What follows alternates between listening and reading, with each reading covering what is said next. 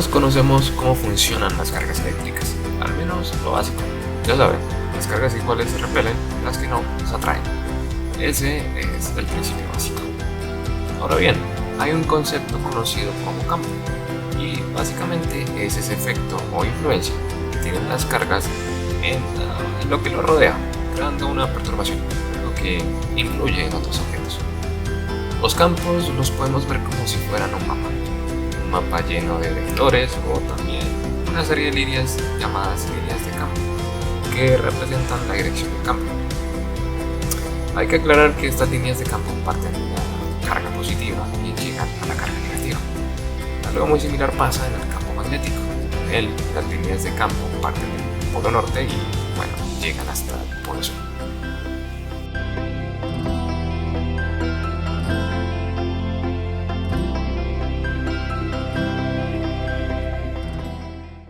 Si tenemos una carga con cierta velocidad que está afectada por un campo magnético y se hace rotar el vector de velocidad en torno al vector de campo, se puede determinar la dirección en la que va la carga.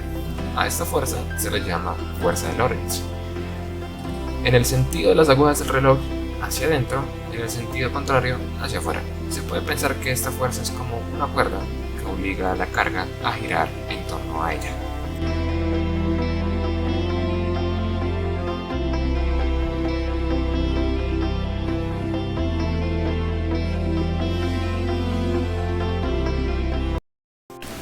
Existen 4 ecuaciones que explican todo el electromagnetismo, y esas son las ecuaciones de Maxwell, que hablan de cómo son y cómo cambian los campos.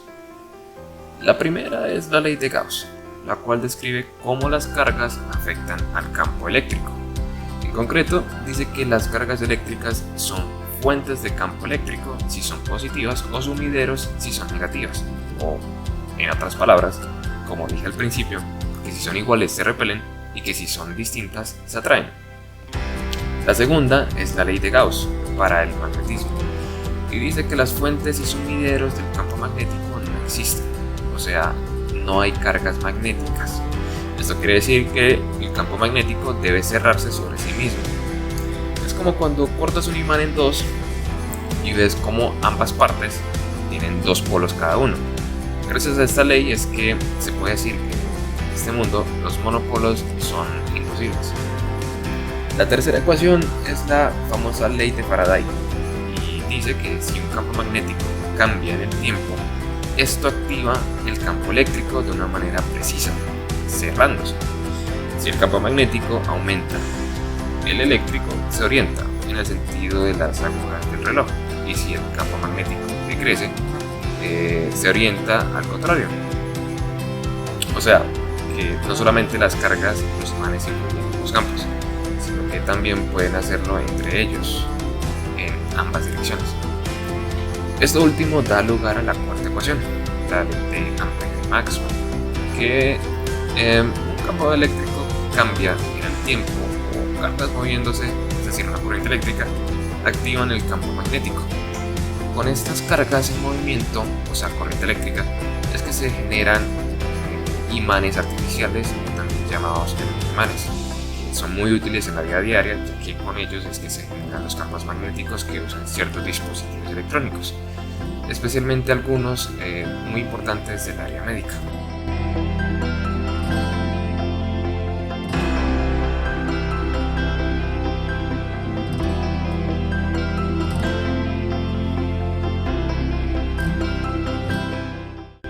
Bueno, luego de entender un poco los conceptos básicos acerca de campos eléctricos, ahora por medio de un simulador proporcionado por PHET de la Universidad de Colorado, podemos simular un poco cómo suceden estos efectos de campos eléctricos. Lo primero que haremos será marcar estas casillas como para analizar bien el efecto. En la parte inferior tenemos algunas opciones que podemos elegir. De ellos tenemos una carga positiva, una carga negativa y un sensor. Entonces, si colocamos la carga positiva, podemos ver cómo se comportan los campos de estos.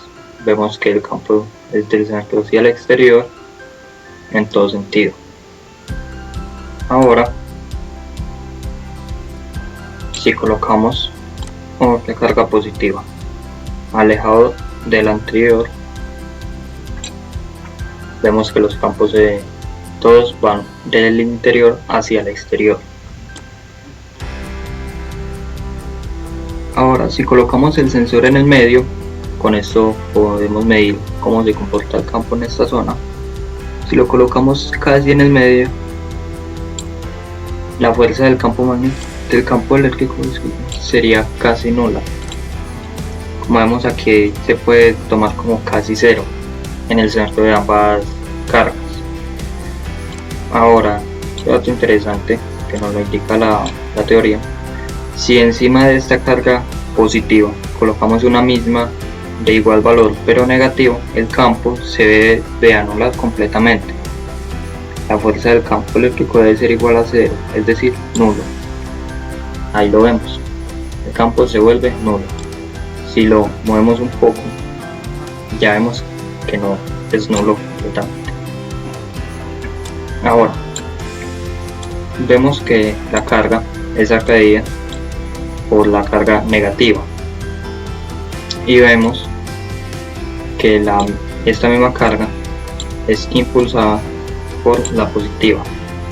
Vemos que si la alejamos hay menos fuerza sobre el sensor, y si lo acercamos hay más fuerza de repulsión sobre el sensor.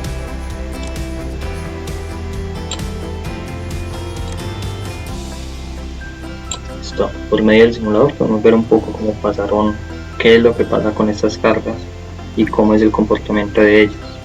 También porque vamos a hacer una simulación de un ejemplo muy típico de un ejercicio muy típico en este tema, que es algo similar a esto. Con esto se puede analizar. Aquí nos indican las cargas que son de 1 nanocoulomb. Si colocamos una encima de la otra, la carga ya, en este caso esta sería de 2 nanocoulomb, de 3, 4, 5 y así sucesivamente, porque vamos a agrandar el tamaño de la carga y vemos que efectivamente produce un cambio en la dirección del sensor de prueba.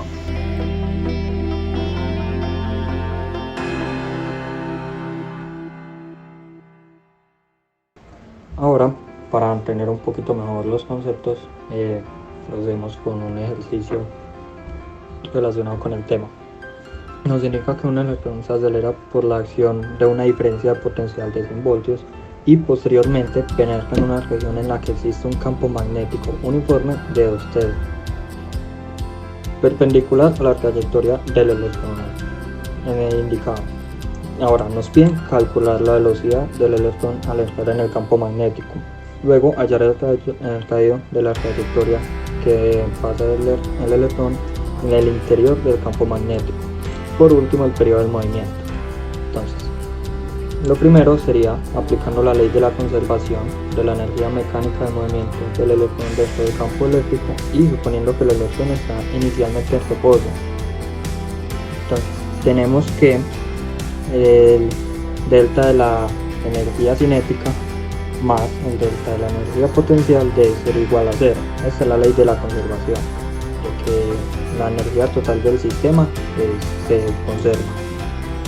Entonces de aquí tenemos que la energía cinética es igual a 1/2 de la masa por la velocidad de la 2. Y la energía potencial es la carga por el delta del voltaje, que es el que nos indica acá. Diferencia potencial sería listo. Entonces de aquí despejamos la velocidad. Nos quedaría de esta forma. El 2 pasa a multiplicar y a añadir y le sacamos raíz. Aquí simplemente reemplazamos los valores, que este 1.6 es la carga del electrón general.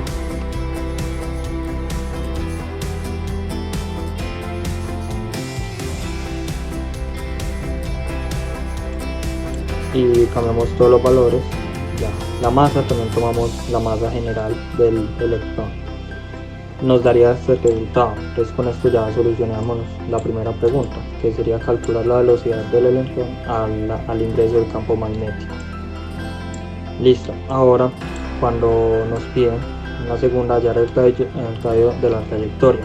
Entonces al penetrar el electrón perpendicularmente al campo magnético actúa una fuerza sobre él perpendicular a la velocidad y por ello describe una órbita circular. Entonces el estado del electrón inicial sería este y entra perpendicularmente al campo. Entonces ahora, por la segunda ley de Newton, indica que la sumatoria de las fuerzas es igual a la masa por la aceleración. La sumatoria de fuerzas sería el valor absoluto de la carga por la velocidad por la magnitud del campo magnético y por el seno de 90. El seno de 90 sale de que están ubicados de forma perpendicular. Y esto sería igual a masa por la aceleración, que la aceleración en este caso sería la velocidad a la 2 dividido el radio. Entonces, de aquí simplemente despejamos el radio, nos quedaría de esta forma. La magnitud del campo magnético sería esta que nos indican al inicio del ejercicio, que es de 2 teslas. Y luego de operar esto, nos quedaría que el radio de la trayectoria es igual a 1.8 por 10 a la menos 5. Por último nos piden calcular el periodo del movimiento. Esto simplemente con esta ecuación nos obtenga el periodo. Acá reemplazamos los valores que ya los hemos hallado y con esto obtenemos el valor de 1.8 por 10 a la menos 11. De esta forma se pueden solucionar varios ejercicios de este tema, de campos eléctricos, campos magnéticos y campos electromagnéticos. Hay que tener muy en cuenta las leyes de Newton, ya que en estos casos nos pueden ayudar bastante. También algo que hay que resaltar es el dibujar el problema como nos lo plantean. Si es posible dibujar los ejes de coordenadas, y con esto podemos entender un poco mejor qué es lo que nos está pidiendo el ejercicio, qué datos tenemos y cómo podemos proceder a la solución de cada uno de ellos.